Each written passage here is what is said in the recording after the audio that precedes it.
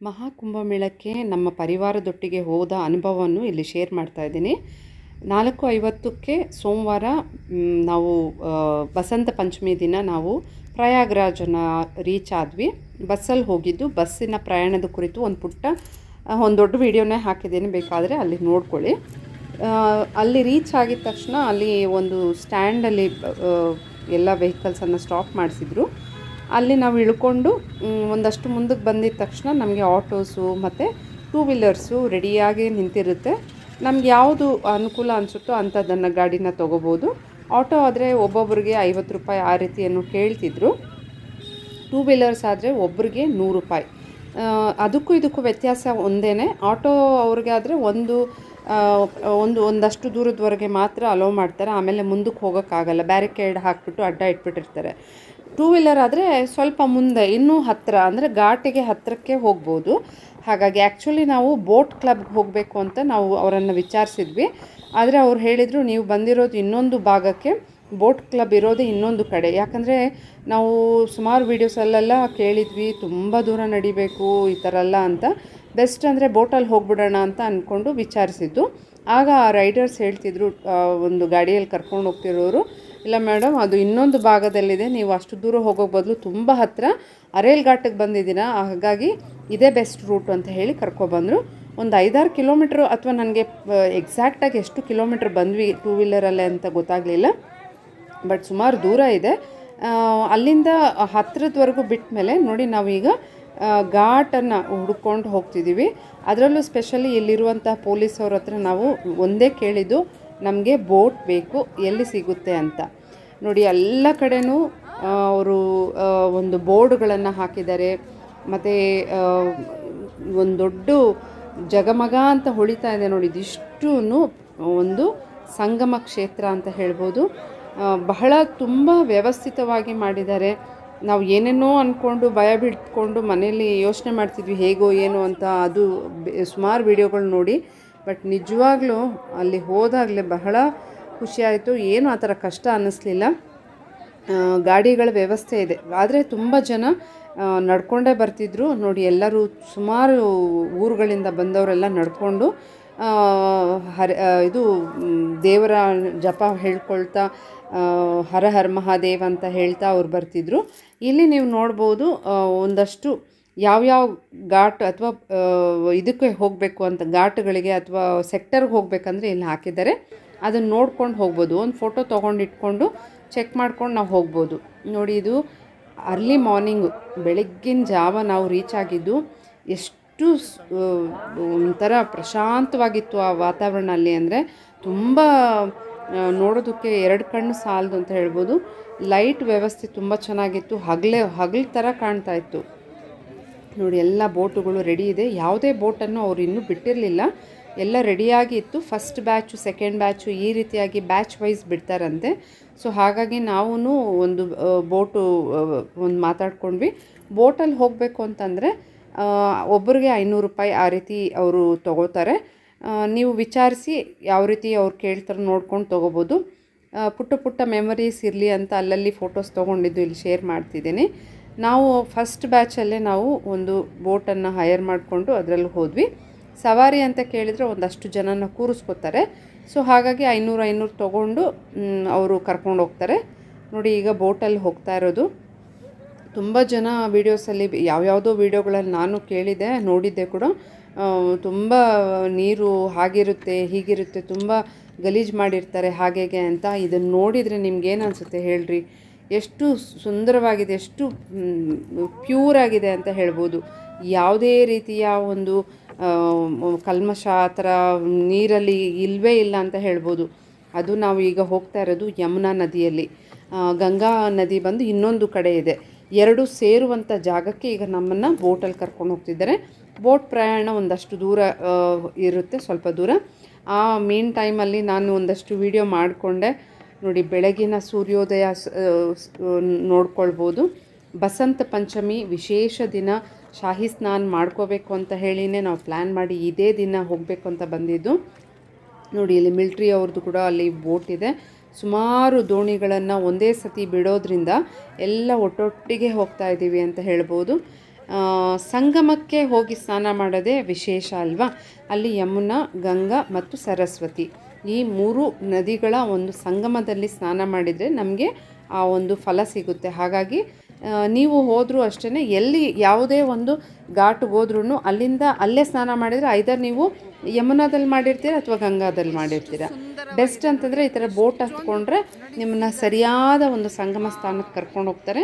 ಅಲ್ಲಿ ಸ್ನಾನ ಮಾಡೋದು ಇಂಪಾರ್ಟೆಂಟ್ ಆಗಿರುತ್ತೆ. ಅದೇ ಉದ್ದೇಶದಿಂದ ಅಲ್ವಾ ನಾವು 144 ವರ್ಷಕ್ಕೆ ಬಂದಿರುವ ಈ ಒಂದು ಪುಣ್ಯ ದಿನದಂದು ಸ್ನಾನ ಮಾಡ್ಕೋಬೇಕು ಅಥವಾ ಈ ಗಳಿಗೆಗಳಲ್ಲಿ ಸ್ನಾನ ಮಾಡೋದು ಒಳ್ಳೆಯದು ಅಂತ ಬರೋದು. ಅಷ್ಟೊಂದು ಕಿಲೋಮೀಟ್ರ್ ದೂರಗಳಿಂದ ಬಂದಿರುವಂಥ ನಾವು ಸಂಗಮಕ್ಕೆ ಹೋಗಿ ಸ್ನಾನ ಮಾಡೋದು ತುಂಬ ಇಂಪಾರ್ಟೆಂಟು. ಅದಂತೂ ಮರೆಯದೇ ಮಾಡಿ. ಓಕೆನಾ ಫ್ರೆಂಡ್ಸ್, ಇಲ್ಲಿ ನೋಡಿ ಎಷ್ಟು ಸೂಪರಾಗಿದೆ ಅಂತ. ನನಗಂತೂ ಒಂಥರ ಕುತೂಹಲ ಅಂತ ಹೇಳ್ಬೋದು. ಬಹಳ ನಾವು ತುಂಬ ಪ್ಲ್ಯಾನು ಮಾಡಲಿಲ್ಲ, ಸಡನ್ನಾಗಿ ಅಂದ್ಕೊಂಡಿದ್ದು. ಮೊದಲೇ ಪ್ಲ್ಯಾನ್ ಮಾಡಿದರೆ ನಾವು ಫ್ಲೈಟ್ ಅಥವಾ ಟ್ರೈನ್ ಬುಕ್ ಮಾಡ್ಕೋತಿದ್ವಿ. ಎಲ್ಲ ಒಂದು ಪ್ರೈಸ್ ತುಂಬ ಹೈ ಇತ್ತು. ಬಸ್ ಬುಕ್ ಮಾಡ್ಕೊಂಡಿದ್ದು ಕೊನೆಗಳಿಗೆ ಅಂತ ಹೇಳ್ಬೋದು. ಒಂದು 5 ದಿವಸ ಇದ್ದಂಗೆ ಬಸ್ ಬುಕ್ ಮಾಡ್ಕೊಂಡಿದ್ದು. ಬಸ್ಸದು ಜರ್ನಿ ಸ್ವಲ್ಪ ಒಂದು ರೀತಿ ಸಮಾಧಾನಕರವಾಗಿರಲಿಲ್ಲ. ಆದರೆ ಒನ್ಸ್ ನಾನು ಇಲ್ಲಿ ರೀಚ್ ಆಗಿದ ತಕ್ಷಣ ಒಂಥರ ಎಂಥ ಒಂದು ನೆಮ್ಮದಿ, ಒಂದು ಖುಷಿ ಅಂತ ಹೇಳಿದರೆ ನನಗೆ ಹೇಳೋಕ್ಕೆ ಆಗ್ತಿಲ್ಲ. ಅಷ್ಟೊಂದು ಚೆನ್ನಾಗಿ ಅನ್ನಿಸ್ತು ನೋಡಿ. ಎಷ್ಟೊಂದು ಸೀಗಲ್ಸ್ ಅಂತ ಹೇಳ್ಬೋದು. ಬಹಳ ಅವಕ್ಕೆ ಒಂದಷ್ಟು ಕಳ್ಳೆಪುರಿ ಈ ಥರ ಏನೋ ತಿಂಡಿಗಳನ್ನು ಹಾಕ್ತಿದ್ರೆ ಅವು ತುಂಬ ಹತ್ತಿರ ಬಂದು ಹೋಗ್ತಾ ಇರುತ್ತೆ. ನೋಡೋದಕ್ಕೆ ತುಂಬ ಖುಷಿ ಆಗುತ್ತೆ ನೋಡಿ. ಈಗ ಇಲ್ಲಿಂದ ನಾವು ಆ ಒಂದು ಕರೆಕ್ಟ್ ಸಂಗಮ ಸ್ಥಾನಕ್ಕೆ ಬಂದ್ವಿ. ಇಲ್ಲಿ ಇನ್ನೊಂದು ವಿಚಾರ ಹೇಳಬೇಕು. ನಾವು ಮೊದಲಿಂದನೂ ಅನ್ಕೋತಿದ್ವಿ ಬರೋ ಜನ್ಮದಲ್ಲಿ ಅವ್ರಿಗಿಷ್ಟ ಇರೋದು ರೀತಿ ಅವರು, ನಾನು ಅಂದ್ಕೊಂಡಿದ್ದೆ ಬೇರೆ. ಆದರೆ ಇಲ್ಲಿ ಬಂದು ಸ್ನಾನ ಮಾಡುವಾಗ ನಾವು ಒಂದೇ ಹೇಳಿದ್ದು, 144ನೇ ವರ್ಷ ಮತ್ತೆ ಬರುತ್ತಲ್ಲ ಆವಾಗ ನಾವು ಒಟ್ಟಿಗೆ ಬರಬೇಕು ಅಂತ ಹೇಳಿ ಸಂಕಲ್ಪ ಮಾಡಿಕೊಂಡು ಗಂಗಾ, ಯಮುನಾ, ಸರಸ್ವತಿ ಎಲ್ಲ ನದಿ ತಾಯಿಗೆ ನಾವು ನಮಸ್ಕಾರ ಮಾಡಿ 3 ಸಾರಿ ಮುಳುಗೋದಕ್ಕೆ ಅಲ್ಲಿ ಜಪ ಮಾಡಿ ನಾವು ಇದು ಮಾಡಿದ್ವಿ. ನನಗೆ ಸ್ವಲ್ಪ ಭಯ, ಹಾಗಾಗಿ ನಮ್ಮ ಯಜಮಾನರು ಹೆಲ್ಪ್ ಮಾಡ್ತಿದ್ರು. ಮಗ ವಿಡಿಯೋ ರೆಕಾರ್ಡ್ ಮಾಡ್ತಿದ್ದ. ಅಂದರೆ ಇಲ್ಲಿ ಇನ್ನೊಂದೇನು ಅಂತಂದರೆ, ಈ ಪವಿತ್ರ ನದಿಯಲ್ಲಿ ಸ್ನಾನ ಮಾಡಿಕೊಂಡ್ರೆ ನಿಜವಾಗ್ಲೂ ನಮ್ಮ ಜನ್ಮ ಪುನೀತವಾಗುತ್ತೆ ಅಂತಲೇ ಹೇಳ್ಬೋದು. ಎಲ್ಲರಿಗೂ ನೋಡಿ ಹೋಗೋದಕ್ಕಾಗೋದೇ ಇಲ್ಲ. ಆದ್ರೂ ಒಂದು ಸಂಕಲ್ಪ ಮಾಡಿಕೊಂಡ್ರೆ ನಿಜವಾಗ್ಲೂ ಅದರ ಅನುಭವ ನಿಮಗೂ ಸಿಕ್ಕೇ ಸಿಗುತ್ತೆ. ನೀವು ಪ್ರಯತ್ನ ಪಟ್ಟರೆ ಇನ್ನೂ ಸಮಯ ಇದೆ. ನೀವು ಪ್ರಯತ್ನ ಪಡಿ, ಬರೋದಕ್ಕೆ ಟ್ರೈ ಮಾಡ್ಬೋದು ಅಂತ ಹೇಳ್ತೀನಿ. ಇದನ್ನು ಮಿಸ್ ಮಾಡ್ಕೋಬೇಡಿ. ಯಾರ್ಯಾರು ಏನೇನೋ ಹೇಳ್ತಾರೆ ಅಷ್ಟೊಂದು ಕಷ್ಟ, ಆ ರೀತಿ ಜನಸಂದಣಿ ಅದು ಇದು ಅಂತ. ಖಂಡಿತ ನೀವು ಆ ರೀತಿ ನೀವೇನು ಅಂದ್ಕೊಳ್ಳೋಕೆ ಹೋಗಬೇಡಿ. ಪ್ರಯತ್ನ ಪಟ್ಟರೆ ನೀವು ಈ ಒಂದು ಸಂಗಮ ಕ್ಷೇತ್ರಕ್ಕೆ ಬಂದು ಪುಣ್ಯ ಸ್ನಾನ ಮಾಡಿಕೊಂಡು ಬರ್ಬೋದು ಅಂತ ಹೇಳ್ತೀನಿ. ಇಲ್ಲಿ ನಾವು ಗಂಗಾ ಮಾತೆಗೆ ಜೈ ಅಂತ ಹೇಳಿಕೊಂಡು ಹರ ಹರ ಗಂಗೆ ಅಂತ ಹೇಳಿ ನಾವು ನದಿಯಲ್ಲಿ ಮುಳುಗ್ತಾ ಇದ್ದಿದ್ದು. ಸುಮಾರು ಜನಗಳು ನೋಡಿ, ಎಲ್ಲ ಸುತ್ತಮುತ್ತಲು ನೋಡಿ. ಇಲ್ಲಿ ಎಷ್ಟು ಕ್ರೌಡ್ ಇದೆ ಅಂತ ನೀವೇ ಹೇಳಿ, ಈ ಜಾಗದಲ್ಲಿ ಹೇಳಿ. ಏನು ಆ ಥರ ಅನಿಸೋದೇ ಇಲ್ಲ. ಆರಾಮಾಗಿ ಬರ್ಬೋದು ಫ್ರೆಂಡ್ಸ್. ಒಂದೇನಂದರೆ ಒಮ್ಮೊಮ್ಮೆ ಟ್ರಾಫಿಕ್ ಜಾಮ್ ಆಗ್ಬೋದು. ಇನ್ನೊಂದು ಬೆಸ್ಟ್ ಪಾರ್ಟ್ ಏನು ಅಂದರೆ ಅರ್ಲಿ ಮಾರ್ನಿಂಗು ಅಥವಾ ನೈಟ್. ಅಂದರೆ ನನಗೆ ಗೊತ್ತಿಲ್ಲ ಬೋಟ್ ಆ ಟೈಮಲ್ಲಿ ಬಿಡ್ತಾರಾ ಇಲ್ವಾ ಅಂತ, ಅದು ಒಂದು ಡೌಟ್ ಇದೆ. ಅರ್ಲಿ ಮಾರ್ನಿಂಗ್ ಆದರೆ ಅದು ಬ್ಯಾಚ್ ವೈಸ್ ಬಿಡೋದ್ರಿಂದ ನನಗನ್ಸಿದ್ದು ಬೆಳಗಿನ ಜಾವ ಅರ್ಲಿ ಮಾರ್ನಿಂಗ್ ನೀವು ಬಂದು ರೀಚ್ ಆದರೆ ನೀವು ಆರಾಮಾಗಿ ಈ ಥರ ಸ್ನಾನ ಎಲ್ಲ ಮಾಡ್ಕೊಂಡು ಹೋಗ್ಬೋದು. ನೋಡಿ, ನಾವು ವಿಶೇಷ ದಿನವೇ ಹೋಗಿದ್ದು. ಬೇರೆ ದಿನಗಳು ಹೋದರೆ ಇನ್ನೂ ನಿಮಗೆ ಅನುಕೂಲ ಹೆಚ್ಚಿರ್ಬೋದು ಅನಿಸುತ್ತೆ. ಆದರೆ ವಿಶೇಷ ದಿನಕ್ಕೂ ನಾವು ಹೋಗಿ ಸ್ನಾನ ಮಾಡಿದ್ದು ಒಳ್ಳೆಯದೇ ಅನ್ನಿಸ್ತು. ಇನ್ನೊಂದು ವಿಚಾರ ಹೇಳಬೇಕು. ಇಲ್ಲಿ ನಮ್ಮ ಯಜಮಾನರು ನೋಡಿ ಮಣ್ಣೆಲ್ಲ ತೊಗೊಂಡು ಮೈಗೆಲ್ಲ ಉಜ್ಕೋತಾ ಇದ್ದಾರೆ. ಈ ರೀತಿ ಏನೋ ಒಂದು ತಾಯಿ ಅಪ್ಪುಗೆ ನಮಗೆ ಸಿಗಬೇಕು ಅಂತ ಹೇಳಿ ಅಡಿಯಲ್ಲಿರೋ ಮಣ್ಣನ್ನು ತೆಗೆದು ನಾವು ಫುಲ್ ಕಂಪ್ಲೀಟ್ ಬಾಡಿಗೆ ಹಚ್ಕೊಂಡು ಆಮೇಲೆ ಸ್ನಾನ ಮಾಡ್ಕೊಂಡ್ವಿ. ಒಂದು ರೀತಿ ಪಾಸಿಟಿವ್ ವೈಬು ಅಥವಾ ಒಂಥರ ಪಾಸಿಟಿವ್ ಎನರ್ಜಿ ನಮಗೆ ಸಿಗುತ್ತೆ ಫ್ರೆಂಡ್ಸ್. ನಿಜವಾಗ್ಲೂ ಅದನ್ನು ಮಿಸ್ ಮಾಡ್ಕೋಬೇಡಿ. ಲೈಫಲ್ಲಿ ಒಮ್ಮೆ ಆದರೂ, ನಮ್ಮ ಜೀವಮಾನದಲ್ಲಿ ಒಮ್ಮೆ ಆದರೂ ಇಂತಹ ಒಂದು ಪುಣ್ಯ ಕ್ಷೇತ್ರಗಳಿಗೆ ಪುಣ್ಯ ಸ್ನಾನಗಳನ್ನು ಮಾಡೋದು ಇವೆಲ್ಲನೂ ಮಾಡಲೇಬೇಕು ನಾವು. ಮತ್ತು ಇಲ್ಲಿ ನಾನು ನೋಡಿದ್ದು ಇನ್ನೊಂದು ಅಬ್ಸರ್ವ್ ಮಾಡಿದ್ದಂದರೆ ಸಹಸ್ರಾರು ಲಕ್ಷಗಟ್ಟಲೆ ಮತ್ತು ನಾವು ಕೇಳ್ತಾ ಇರೋದು ಕೋಟಿಗಟ್ಟಲೆ ಜನ ವಿಸಿಟ್ ಮಾಡಿದ್ದಾರೆ ಅಂತ. ಅದು ಬಹಳ ಹೆಮ್ಮೆ ಅನಿಸುತ್ತೆ. ಇಷ್ಟೊಂದು ಜನ ಒಂದು ನಂಬಿ ನಾವು ಈ ಒಂದು ಕ್ಷೇತ್ರಗಳಿಗೆ ಬರ್ತಿದ್ದೀವಿ ಅಂದರೆ ಎಂಥ ಒಂದು ಅದ್ಭುತ ಅಲ್ವಾ. ನಿಜವಾಗ್ಲೂ ರೋಮಾಂಚನ ಅನಿಸುತ್ತೆ. ಖಂಡಿತ ಈ ಥರ ಒಂದು ವಿಚಾರಗಳನ್ನು ನಾವು ಒಳ್ಳೆಯದನ್ನು, ತುಂಬ ಜನ ಕೆಟ್ಟದಾಗಿ ವೀಡಿಯೋಸ್ ಮಾಡಿ ಹಾಕಿದ್ದಾರೆ, ಅದು ಇದು. ನಿಜವಾಗ್ಲೂ ಭಯಪಡಬೇಡಿ ಫ್ರೆಂಡ್ಸ್. ನೋಡಿ ಎಷ್ಟು ಚೆನ್ನಾಗಿ ಆರಾಮಾಗಿ ಅವರವರು ಕುಟುಂಬದವರು ಅವರವರು ಫ್ಯಾಮಿಲಿ ಮೆಂಬರ್ಸ್ ಜೊತೆಯಲ್ಲಿ ಅಲ್ಲಿ ಅವ್ರು ಮುಳುಗಿ ನೋಡಿ, ಸೂರ್ಯನೂ ಅಲ್ಲಿ ಕಾಣ್ತಿದ್ದಾನೆ. ಎಷ್ಟು ಚೆನ್ನಾಗಿತ್ತು. ಈಗ ಎಲ್ಲ ಮುಗಿಸ್ಕೊಂಡು ಬಟ್ಟೆ ಬದಲಾಯಿಸೋದಕ್ಕೂ ಲೇಡೀಸ್ಗೆ ಸೆಪ್ರೇಟಾಗಿ ಒಂದು ಇದೆ, ವ್ಯವಸ್ಥೆ ಇದೆ, ಏನೂ ತೊಂದರೆ ಇಲ್ಲ. ಈಗ ಮತ್ತೆ ನಾವು ರಿಟರ್ನ್ ಬರ್ತಾ ಇದ್ದೀವಿ ನೋಡಿ. ಈಗ ಏನೋ ಒಂಥರ ಅಲ್ಲೇ ಇರಬೇಕು ಅಂತ ಒಂದು ಆಸೆ, ಆದರೆ ಬಸ್ ಬುಕ್ ಮಾಡ್ಕೊಂಡಿದ್ವಲ್ಲ ರಿಟರ್ನ್ ಟಿಕೆಟು, ಹಾಗಾಗಿ ಕಾಶಿಗೆ ಹೋಗಬೇಕಿದೆ, ವಾರಣಾಸಿಗೆ ಹೋಗಬೇಕು, ವಿಶ್ವನಾಥನ ದರ್ಶನ ಬೇರೆ ಮಾಡಬೇಕಿದೆ. ಹರ ಹರ್ ಗಂಗೆ ಅಂತ ಹೇಳ್ತಾ ನಮ್ಮ ಪ್ರಯಾಣನ ವಾಪಸ್ ಬರ್ತಾ ಇದ್ದೀವಿ.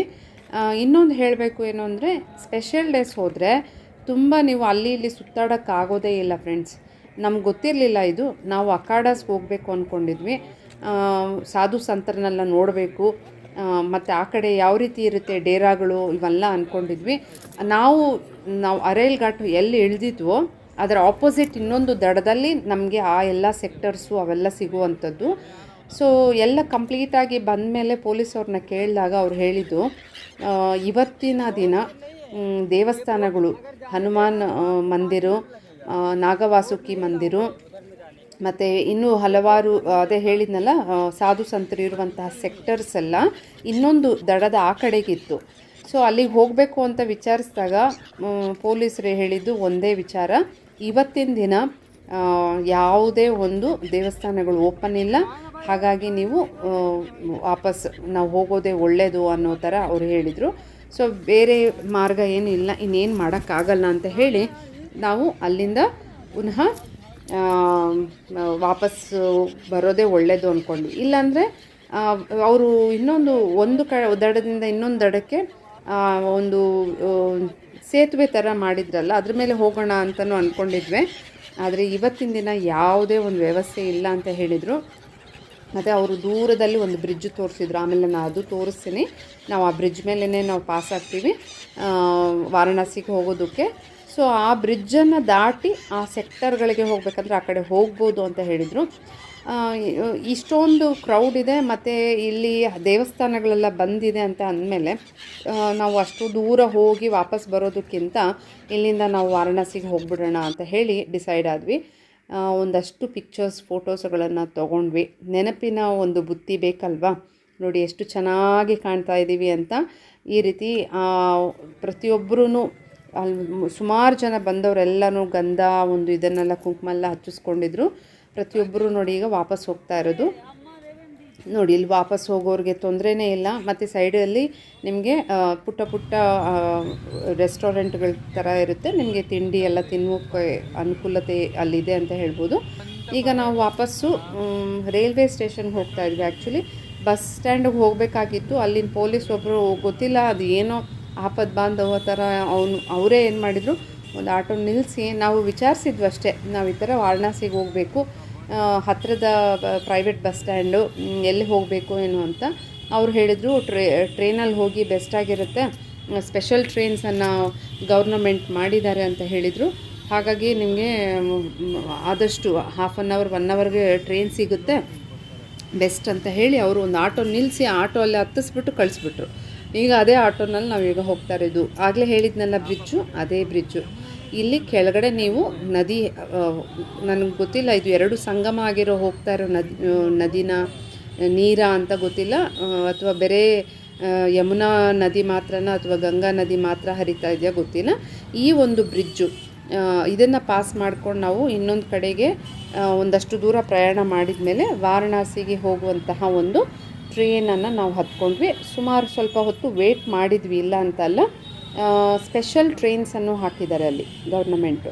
ಸೊ ಹಾಗಾಗಿ ಅದೆಲ್ಲ ಜನರಿಗೆ ಅನುಕೂಲ ಆಗಬೇಕು ಅಂತ ಹೇಳಿ ಅಲ್ಲಿ ದುಡ್ಡು ಕೂಡ ತೊಗೊಳ್ಳಲ್ಲಂತೆ ಆ ಟ್ರೈನಲ್ಲೆಲ್ಲ, ಆ ರೀತಿ ಅಂತ ಹೇಳ್ತಿದ್ರು. ನಾವು ಬೇರೆ ಯಾವುದೋ ಒಂದು ಟ್ರೈನ್ ಬಂತು, ಅದರಲ್ಲಿ ಹತ್ಕೊಂಡ್ವಿ. ಈಗ ನಾವು ಟ್ರೈನಲ್ಲೇ ಪಾಸ್ ಆಗ್ತಾ ಇರೋವಂಥದ್ದನ್ನು ನಾನು ತೋರಿಸ್ತಾ ಇರೋದು ನೋಡಿ. ಇಲ್ಲಿಂದ ನಾವು ವಾರಣಾಸಿಗೆ ಮಾತ್ರ ಹೋದ್ವಿ. ಅಯೋಧ್ಯೆಗೆ ಹೋಗೋಣ ಅಂದ್ಕೊಂಡಿದ್ವಿ, ಆದರೆ ಸಮಯದ ಅಭಾವ, ಮತ್ತು ನಾವು ಮೊದಲೇ ಪ್ಲ್ಯಾನ್ ಮಾಡ್ಕೊಂಡಿಲ್ಲ. ಇನ್ನೊಂದು ಸಾರಿ ರಾಮನ ದರ್ಶನ ಮಾಡೋದಕ್ಕೆ ಪ್ಲ್ಯಾನ್ ಮಾಡಿಕೊಂಡು ಖಂಡಿತ ಹೋಗ್ತೀವಿ ಆದರೆ ಈಗ ಸದ್ಯಕ್ಕೆ ವಾರಣಾಸಿ ಕಾಶಿ ವಿಶ್ವನಾಥನ ದರ್ಶನ ಖಂಡಿತ ಇದು ಮಾಡಲೇಬೇಕು ಅಂತ ಹೇಳಿ ಈಗ ನಾವು ವಾರಣಾಸಿ ಕಡೆ ಹೊರಟಿದ್ದೀವಿ. ಇನ್ನೊಂದು ಹೇಳಬೇಕು ಅಂತಂದರೆ, ನೀವು ಪರಿವಾರದ ಜೊತೆಯಲ್ಲಿ ಬರ್ತೀರಾ ಅಂದರೆ ನಿಮ್ಮ ಓನ್ ವೆಹಿಕಲಲ್ಲಿ ಬರೋದು ಸೂಕ್ತ ಅಂತ ಹೇಳ್ತೀನಿ. ಆದರೆ ಲಾಂಗ್ ಜರ್ನಿ ಇರೋದ್ರಿಂದ ಇಬ್ಬರಿಂದ ಅಟ್ಲೀಸ್ಟ್ 3 ಡ್ರೈವ್ ಮಾಡೋರಿದ್ದರೆ ಬರ್ಬೋದು. ಇಲ್ಲ ಅಂತಂದರೆ ಈಗ ಸದ್ಯಕ್ಕಂತೂ ನಿಮಗೆ ಟ್ರೈನ್ ಬುಕ್ ಮಾಡೋಕ್ಕೂ ಆಗಲ್ಲ, ಫ್ಲೈಟ್ ಬುಕ್ ಮಾಡೋಕ್ಕೂ ಆಗೋದಿಲ್ಲ. ಬಸ್ಸಲ್ಲಿ ಬೇಕಾದ್ರೆ ಬುಕ್ ಮಾಡ್ಕೋಬೋದು. ನೋಡಿ ಯೋಚನೆ ಮಾಡಿ, ರಿವ್ಯೂಸ್ ಎಲ್ಲ ನಾನು ಹೇಳಿದ್ದೀನಿ, ಆ ವಿಡಿಯೋನು ಬೇಕಾದರೆ ಚೆಕ್ ಮಾಡಿ. ಏನೆಲ್ಲ ಫಜೀತಿಗಳು ಪಡ್ಕೊಂಡು ನಾವು ಬಂದಿದ್ವಿ ಅಂತ, ಬಂದಿದ್ದು ಎಲ್ಲ ಕಷ್ಟ ಆಯಿತು ನಮಗೆ. ಆದರೆ ಇಲ್ಲಿ ಪ್ರಯಾಗ್ರಾಜಲ್ಲಿ ಸಂಗಮ ಕ್ಷೇತ್ರಕ್ಕೆ ಹೋಗಿದ್ದಾಗಲಿ, ವಾರಣಾಸಿಯಲ್ಲಿ ದೇವ್ರ ದರ್ಶನ ಆಗಲಿ ಸೂಪರಾಗಾಯಿತು ಫ್ರೆಂಡ್ಸ್. ಈಗ ನಾವು ವಾರಣಾಸಿ ರೀಚ್ ಆದ್ವಿ ನೋಡಿ. ಇಲ್ಲಿನೂ ಅಷ್ಟೇ ಏನು ಜಗಮಗ ಅಂತಿದೆ, ಎಷ್ಟು ಒಂದು ಸಾಗರೋಪಾದಿ ಜನಗಳು ಅಂತ ಹೇಳ್ಬೋದು. ಎಲ್ಲೆಲ್ಲಿಂದನೂ ಎಲ್ಲ ಕಡೆ ಬಂದಿದ್ದಾರೆ. ನಮ್ಮ ಯಜಮಾನ್ರು ಮೊಬೈಲ್ನ ಒಳಗೆ ಹಾಕ್ಕೊಳ್ಳಿ ಅಂತ ಹೇಳ್ತಿದ್ರು ನೋಡಿ. ಆದರೂ ನಾನು ಆಮೇಲೆ ವೀಡಿಯೋ ರೆಕಾರ್ಡ್ ಮಾಡಿಕೊಂಡೆ ನಿಮ್ಗೆ ತೋರಿಸ್ಬೇಕು ಅಂತ. ತುಂಬ ಚೆನ್ನಾಗಿದೆ. ನಮಗಂತೂ ಫಸ್ಟ್ ಟೈಮು ಈ ಥರ ಬಹಳ ದೂರ, ನಮ್ಮ ಒಂದು ಊರಿಂದ ಬಹಳ ದೂರಕ್ಕೆ ಹೋಗಿರೋದು ಅಂತ ಹೇಳ್ಬೋದು. ಆದ್ರೂ ಇಲ್ಲಿ ಜನಗಳ ಮಧ್ಯೆ ಹೋಗ್ತಿದ್ದೀವಿ. ನೈಟ್ ದರ್ಶನ ಮಾಡೋಣ ಅಂತ ಅಂದ್ಕೊಂಡ್ವಿ, ತುಂಬ ಟಯರ್ಡ್ ಆಗಿತ್ತು, ಹಾಗಾಗಿ ಮಾಡಲಿಲ್ಲ. ಅರ್ಲಿ ಮಾರ್ನಿಂಗ್ ಮಾಡಿದ್ವಿ ಫ್ರೆಂಡ್ಸ್, ತುಂಬ ಚೆನ್ನಾಗಿತ್ತು. 2 ಗಂಟೆಗೆ ಹೋಗಿ ಕ್ಯೂವಲ್ಲಿ ನಿಂತ್ಕೊಂಡ್ವಿ. ಬೆಳಗ್ಗೆ 6 ಗಂಟೆ ಅಷ್ಟೊತ್ತಿಗೆ ನಮ್ಗೆ ದರ್ಶನ ಮಾಡ್ಕೊಂಡು ಹೊರಗೆ ಬಂದ್ವಿ. ರೂಮ್ಗೆ ಹೋಗಿ ರೆಸ್ಟ್ ತೊಗೊಂಡು ಆಮೇಲೆ ಎಲ್ಲ ಘಾಟ್ಗಳನ್ನು ನೋಡೋಣ ಅಂತ ಬಂದ್ವಿ. ಘಾಟ್ ನೋಡೋದಕ್ಕೆ ಬಂದಾಗ ಇನ್ನೊಂದು ಏನು ಅಂದರೆ, ಬೋಟಿಂಗಲ್ಲಿ ಹೋಗಿ ಎಲ್ಲ ಘಾಟುಗಳನ್ನು ನೋಡೋಣ ಅಂತ ಅಂದ್ಕೊಂಡಿದ್ದು. ಆದರೆ ಅವತ್ತು ತುಂಬ ಕ್ರೌಡ್ ಇತ್ತು ಅಂತ ಹೇಳಿ ಅದೆಲ್ಲ ಬಂದಾಗಿತ್ತು. ಈ ಪಾಟಿ ಜನ ಬರ್ತಾರೆ ಅಂತ ಯಾರೂ ಊಹಿಸಿರೋ ಸಾಧ್ಯನೇ ಇಲ್ಲ. ಆದರೆ ಇದು ಶಾಹಿ ಸ್ನಾನದ ನೆಕ್ಸ್ಟ್ ಡೇ ಆದ್ದರಿಂದ, ಅಂದರೆ ಮಂಗಳವಾರ 4ನೇ ತಾರೀಕು ಮಂಗಳವಾರ ನಾವು ವಾರಣಾಸಿಯಲ್ಲಿದ್ವಿ. ಸೊ ಆವತ್ತಿನ ದಿನಾನು ಹೀಗೆ ಕ್ರೌಡ್ ಇರೋದ್ರಿಂದ ಅಲ್ಲಿನ ಒಂದು ತುಂಬ ಪ್ರಾಬ್ಲಮ್ ಆಗುತ್ತೆ ಅಂತ ಹೇಳಿ ಕೆಲವೊಂದೆಲ್ಲ ಬಂದ್ ಮಾಡಿದರು. ಮತ್ತು ಇಲ್ಲಿ ನಾನು ಮನೆಯಿಂದನೇ ಈ ದೀಪನ ತಾಯಿ ಗಂಗೆಗೆ ಬೆಳಗಬೇಕು ಅಂತ ಹೇಳಿ ತುಪ್ಪ ದೀಪಗಳನ್ನು ಎಲ್ಲನೂ ನನ್ನ ಬ್ಯಾಗಲ್ಲೇ ಇಟ್ಕೊಂಡೇ ಹೋಗಿದ್ದೆ. ಹೇಳ್ತಾನೇ ಇದೆ ಹೋಗಿದ್ದ ದಿನದಿಂದನೂ ದೀಪ ಹಚ್ಚಬೇಕು ಅಂತ. ಅಲ್ಲಿ ತ್ರಿವೇಣಿ ಸಂಗಮದಲ್ಲಿ ನಾನು ಹಚ್ಚೋಕ್ಕಾಗಲಿಲ್ಲ, ಯಾಕಂದರೆ ಅಲ್ಲಿ ಆ ವ್ಯವಸ್ಥೆ ಯಾವುದೂ ಇಲ್ಲ. ಸ್ನಾನ ಮಾಡಿ ಅಲ್ಲಿಂದ ಹೊರಟು ಬಂದಿದ್ದಷ್ಟೇ. ಸೊ ಇಲ್ಲಿ ವೆಯ್ಟ್ ಮಾಡ್ತಾ ಇದೆ. ಇಲ್ಲಿ ತಾಯಿಯ ಒಂದು ತಟ್ಟದಲ್ಲಿ ಅಲ್ಲಿ ನಾನೇನು ಮಾಡ್ತಿದ್ದೀನಿ, ಪುಟ್ಟದಾಗ ಒಂದು ರಂಗೋಲಿ ಹಾಕಿ ಒಂದು 4 ದೀಪ ತೊಗೊಂಡೋಗಿದ್ದನ್ನು ಹಚ್ಚಿ ತಾಯಿಯನ್ನು ನಮಿಸಿ ನಮಸ್ಕಾರ ಮಾಡಿ ಪೂಜೆ ಮಾಡಿಕೊಂಡೆ ಫ್ರೆಂಡ್ಸ್. ನಾವು ಇಲ್ಲಿ ತನಕ ಅಂದರೆ ಕಾವೇರಿ ನದಿಯನ್ನು, ನೇತ್ರಾವತಿಯಲ್ಲಿ ಕಪಿಲಾ ನದಿ, ಈ ರೀತಿ ನಾವು ಸೌತಲ್ಲಿರುವಂಥ ನದಿಗಳಲ್ಲಿ ಸ್ನಾನ ಮಾಡೋದಾಗಲಿ ಪೂಜೆ ಮಾಡೋದಾಗಲಿ ಮಾಡಿದ್ವಿ. ಫಸ್ಟ್ ಟೈಮ್ ನನ್ನ ಲೈಫಲ್ಲಿ ನಾನು ಅಷ್ಟೊಂದು ಸಾವಿರಾರು ಕಿಲೋಮೀಟ್ರ್ ದೂರ ಹೋಗಿ ಆ ಗಂಗಾ ಮಾತೆಯನ್ನು ನೋಡಿದಾಗ ಒಂಥರ ಫೀಲ್ ಆಯಿತು. ಮನಸ್ಸಿಗೆ ಒಂಥರ ನೆಮ್ಮದಿ. ನಿಜವಾಗ್ಲೂ ತ್ರಿವೇಣಿ ಸಂಗಮಕ್ಕೆ ಹೋಗಿದ್ದಂತೂ ತುಂಬ ಚೆನ್ನಾಗಿತ್ತು. ನಮ್ಮ ತಾಯಿ ತವ್ರ ಮನೆಗೆ ಹೋದರೆ ಹೇಗೆ ಖುಷಿಯಾಗುತ್ತೋ ಆ ರೀತಿ ಅಲ್ಲಿಂದ ಹೊರಟು ಬರೋಕ್ಕೆ ಮನಸ್ಸೇ ಆಗಲಿಲ್ಲ ಫ್ರೆಂಡ್ಸ್.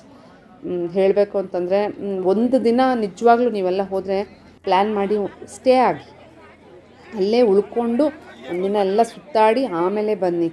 ಅಲ್ಲಿ ವ್ಯವಸ್ಥೆ ತುಂಬ ಚೆನ್ನಾಗಿದೆ. ಗೌರ್ನಮೆಂಟ್ ತುಂಬ ಚೆನ್ನಾಗಿ ಮಾಡಿರೋದ್ರಿಂದ ಹೇಳಿ, ಈಗ ಎಷ್ಟೊಂದು ಜನ ಹೇಳ್ತಾರೆ ಅದು ಪ್ರಾಬ್ಲಮ್ ಇದು ಪ್ರಾಬ್ಲಮ್, ಏನೇನೂ ಇಲ್ಲ. ಅದು ನಾವು ಕ್ರಿಯೇಟ್ ಮಾಡ್ಕೊಳ್ಳೋದು.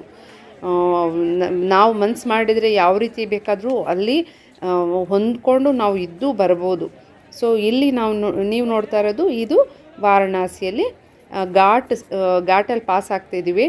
ಒಂದಷ್ಟು ದೂರ ಹೋಗಿ ಟ್ರೈ ಮಾಡೋಣ ಬೋಟಿಂಗು ಅಂತ ಅಂದ್ಕೊಂಡಿದ್ದು, ಬಟ್ ಎಲ್ಲ ಆರಾಮಾಗಿ ರೆಸ್ಟ್ ತೊಗೋತಾ ಇದೆ. ಇಲ್ಲಿ ನೋಡಿ ಆ ಹಕ್ಕಿಗಳೆಲ್ಲ ಆ ಫಿಶಿಂಗ್ ಬೋಟುಗಳು ಹೋದ ಕಡೆನೇ ಹೋಗಿ ಎಷ್ಟು ಚೆನ್ನಾಗಿ ಬರುತ್ತೆ ಅಂತ ಅದನ್ನು ನೋಡ್ಕೊಂಡು ನಿಂತಿದ್ವಿ. ಇದು ಬೆಳಗಿನ ಜಾವ ಒಂದು 10 ಗಂಟೆ ಅರೌಂಡು ನಾವು ಅಲ್ಲಿಗೆ ಹೋಗಿದ್ದಿದ್ದು. ಎಷ್ಟು ಚೆನ್ನಾಗಿತ್ತು ಅಂತ. ಅದೊಂದು ಮಿಸ್ ಆಗಿದೆ, ಏನು ಮಾಡೋಕ್ಕಾಗಲ್ಲ. ಈಗ ಒಂದಷ್ಟು ಹೈಟಲ್ಲಿ ಹೋಗ್ಬಿಟ್ಟು ಅಲ್ಲಿಂದ ವಿಡಿಯೋ ರೆಕಾರ್ಡ್ ಮಾಡ್ತಿದ್ದೀನಿ ನೋಡಿ ಫ್ರೆಂಡ್ಸ್. ನೋಡಿ ಯಾವ ಪಾಟಿ ಜನ ಬಂದಿದ್ದಾರೆ ಅಂತ. ಇದೆಲ್ಲ ಕ್ಯೂ ಆ್ಯಕ್ಚುಲಿ. ಬೇರೆ ಬೇರೆ ವಿಶ್ವನಾಥನ ದರ್ಶನ ಮಾಡಲಿಕ್ಕೆ ಹಲವಾರು ಕ್ಯೂ ಮುಖಾಂತರನೂ ಹೋಗ್ಬೋದಂತೆ. ಸೊ ಇದು ಘಾಟ್ ಕಡೆಯಿಂದನೇ ಸ್ನಾನ ಮಾಡಿದವರು, ಹಾಗಾಗಿ ಊರುಗಳಿಂದ ಬಂದವರು ಸ್ನಾನ ಮಾಡಿಕೊಂಡು ಬ್ಯಾಗುಗಳು ಸಮೇತ ನಿಂತಿದ್ದಾರೆ ನೋಡಿ. ಇದು ಕ್ಯೂ. ಇಲ್ಲಿಂದ ಒಂದು ಕ್ಯೂ, ಮುಂದೆ ಹೋಗ್ತಾ ಹೋಗ್ತಾ ಇನ್ನೊಂದು ಕ್ಯೂ, ಈ ರೀತಿ ಸುಮಾರು ಕ್ಯೂಗಳು. ನಂಗೆ ಗೊತ್ತಿಲ್ಲ ಅದು ಯಾವ ರೀತಿ ಅರೇಂಜ್ಮೆಂಟ್ ಮಾಡ್ಕೊಂಡಿದ್ದಾರೆ ಅಂತ. ಎಲ್ಲ ಘಾಟುಗಳು ನೋಡೋಣ ಅಂದ್ಕೊಂಡ್ವಿ, ಆದರೆ ಮಣಿಕರ್ಣಿಕಾ ಘಾಟು ದೇವರ ದರ್ಶನ ಮಾಡ್ಕೊಂಡು ಬಂದಾಗ ಮಣಿಕರ್ಣಿಕಾ ಘಾಟ್ ನೋಡಿಕೊಂಡು ಕಾಲಭೈರೇಶ್ವರನ ದರ್ಶನ ಮಾಡಿಕೊಂಡು ಅನ್ನಪೂರ್ಣ ಅಮ್ಮಂದು ದರ್ಶನ ಮಾಡಲಿಲ್ಲ, ಹೋಗುವಾಗಲೇ ಆ ವಿಶ್ವನಾಥ ಸ್ವಾಮಿಯ ದರ್ಶನಕ್ಕೆ ಹೋಗುವಾಗಲೇ ತಾಯಿಗೆ ಒಂದು ನಮಸ್ಕಾರ ಹಾಕ್ಕೊಂಡು ಹೋಗಿದ್ವಿ. ನೆಕ್ಸ್ಟ್ ಇಲ್ಲಿ ಸ್ವೀಟ್ ತುಂಬ ಫೇಮಸ್ ಅಂತ ಹೇಳಿ ರಬಡಿನ ಒಂದಷ್ಟು ಟೇಸ್ಟ್ ಮಾಡ್ಕೊಂಡ್ವಿ. ಮತ್ತು ಇಲ್ಲೂ ನೋಡಿ ಎಷ್ಟು ಚೆನ್ನಾಗಿದೆ ಅಂತ. ಇವೆಲ್ಲ ನೆನಪಿನ ಬುತ್ತಿಯನ್ನು ಈ ಪುಟ್ಟ ವಿಡಿಯೋದಲ್ಲಿ, ಅಥವಾ ದೊಡ್ಡ ವಿಡಿಯೋನೂ ಆಗಿರ್ಬೋದು, ಇದರಲ್ಲಿ ನಾನು ಎಲ್ಲ ರೆಕಾರ್ಡ್ ಮಾಡಿ ಇಟ್ಕೊಂಡಿದ್ದೀನಿ. ಮುಂದಿನ ದಿನಲ್ಲಿ ನೋಡಿ ಖುಷಿ ಪಡೋಣ ಅಂತ. ಎಲ್ರಿಗೂ ಒಳ್ಳೆಯದಾಗಲಿ. ಹರ ಹರ ಮಹಾದೇವ್. ನಮಸ್ಕಾರ ಫ್ರೆಂಡ್ಸ್.